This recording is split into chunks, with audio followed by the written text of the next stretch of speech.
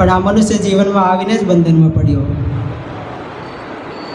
એવું ઘણા બધા લોકો કહે છે, પણ સદગુરુ શ્રી કબીર સાહેબજી કહે છે કે અગર ચેતનજીવ પહેલાં મુક્ત હતો તો કોઈ એવું કારણ બનતું નહીં કે આ જન્મ ફરીથી શરીર ધારણ કરવાનો. હવે જે બીજ હોય તેમાંથી અંકુર નષ્ટ થઈ ગયું હોય તો તે બીજને પાણી આપો કે મિટ્ટી આપો, કોઈ વખત ઉગવાનું નથી. હવે આ પહેલાં ચેતનજીવ મુક્ત હતો તો પછી એ કોઈ કારણ નહીં બનતું કે શરીર ધારણ થાય, કારણ કે બધી વિષય વિકારોથી મુક્ત થઈ ગયા, વિચારોને હટાવી દીધા તો પછી શરીર ધારણ કરવાનું કંઈ કારણ બનતું નથી. કારણ કે લેન દેન ક્યારે રહે?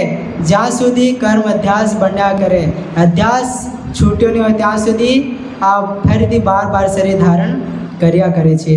અને જે વખતે આ બીજરૂપ જેટલી પણ વાસના છે તેને મિટાવી દીધી તો પછી આ ચેતનજી પોતાના સ્વરૂપમાં સ્થિર થઈ જાય છે. પછી બાર શરીર ધારણ કરવાનું કંઈ કારણ બનતું નથી. હવે જહિયા જન્મ મુક્તા હતા તહિયા હતા ન કોઈ, છઠી તુમ્હારી હો જગા તું કાં ચલાવી ગઈ. આ છઠ્ઠી ભૂમિકા છે, મનુષ્ય ભૂમિકા છે, તે કલ્યાણની ભૂમિકા છે. પણ આ કલ્યાણની ભૂમિકાને છોડીને ક્યાં તું બીજી જગ્યાએ જાય છે? ક્યાં ઈશ્વર બ્રહ્મ પરમાત્માના ચક્કરમાં પડ્યો છે?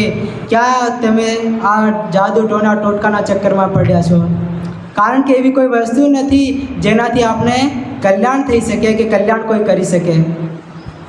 આપણે ઈશ્વરની ભક્તિ કરીએ છીએ, ઈશ્વરનું રૂપ બતાવ્યું છે, નિર્ગુણ નિરાકાર અને ચિત્ત મન બુદ્ધિ વાણીથી પરે બતાવ્યું છે. હવે એવું રૂપ બતાવ્યું છે તો તેવું તો કોઈ રૂપ જાણવામાં નહીં આવે, સમજવામાં નહીં આવે તો પછી તે જાણ્યો કેવી રીતે એ પરમાત્માને? નાના પ્રકારની કલ્પનાઓ કરી આ મનુષ્ય સ્વયં પોતાનો બંધન બનાવી દે છે. હવે કોઈ ભ્રમ ખડો કર્યો છે કે એક જ ભ્રમ છે, બીજું કોઈ વસ્તુ નથી. આ સંસારમાં ભ્રમવાદી લોકો ઘણા બધા છે, પોતપોતાના કર્મો કર્યા કરે છે. હવે એ ભ્રમ છે, એક ભ્રમ છે, તેમાં બોલવાનું પણ નહીં અને કંઈ જોવાનું કંઈ એવું નહીં. એટલે તો ભ્રમવાદીઓની ઉંમર કેટલી હોય? 32 થી 33 વર્ષ સુધી રહે. કારણ કે એ તો બધું ભ્રમ માને. આ ઘર છે, આ સંસાર છે, તે પણ એક પ્રકારનો ભ્રમ છે. તો એ ચાલ્યા કરે, આગળ કૂવો આવે, કાંટા આવે તો જોવે નહીં એ કે કાંટા સામે આવે છે. એ તો એના ઉપર ચડ્યા કરે અને ચાલ્યા કરે અને ચાલતા જાય વચ્ચે કંઈ કૂવો વગેરે આવી ગયો તો અંદર પડી અને પોતાનું જીવન બરબાદ કરી નાખે છે.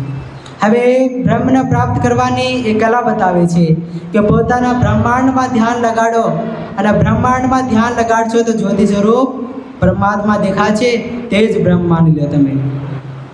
આવી કલ્પનાઓ કરી અને આ જીવને ઉલઝાવી રાખ્યો છે.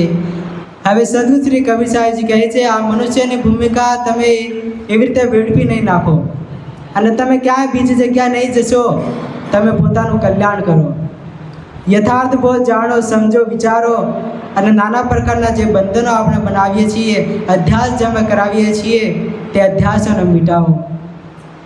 એટલે સદગુરુ શ્રી કબીર સાહેબજી કહ્યું કે જહિયા જન્મ મુક્તા હતા તહિયા હતા ન કોઈ.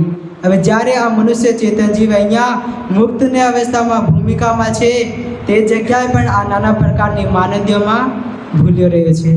એ વિચાર કરે કે આ સંસાર જ્યારે હતું નહીં ત્યારે એક પરમાત્મા હતો, તે જ આ સંસારને બનાવ્યો અને તે જ આપણું પણ કલ્યાણ કરશે એવું વિચારી અને આ છઠ્ઠી ભૂમિકા ગુમાવી દીધી અને પછી એ પરમાત્માની ભક્તિમાં લાગી ગયો અને એનું હોમ હવન જપ તપ નામ સ્મરણ બધું કરવા લાગ્યો. પણ એવી કોઈ વસ્તુ નહીં તેમને કોઈ દિવસ મળી નહીં. એ પોતાનું જીવન મિથ્યા વેડફી નાખી અને 3 ખાણીઓમાં ગયો અને ત્યાં 3 ખાણીઓનું દુઃખ એમને ભોગવવું પડે છે. 3 ખાણીઓ, આ પશુ પક્ષી ઉષ્મજ ખાણી, આ 3 ખાણીઓ છે અને આ 3 ખાણીઓમાંથી આ ચોથી ખાણી આ મનુષ્ય ખાણી છે, તે વિવેક ખાણી છે. આમાં આપણે પોતાનું કલ્યાણ કરી શકીએ છીએ, 3 ખાણીઓમાં આપણે કલ્યાણ કરી શકતા નથી. 3 ખાણીઓમાં તો જે મનુષ્ય ખાણીમાં જેવા કર્મ કરીએ તેવા 3 ખાણીઓમાં જઈને આપણે ભોગવવા પડે છે. એટલે આ સુંદર આપણે મનુષ્ય જીવન પ્રાપ્ત થયું છે.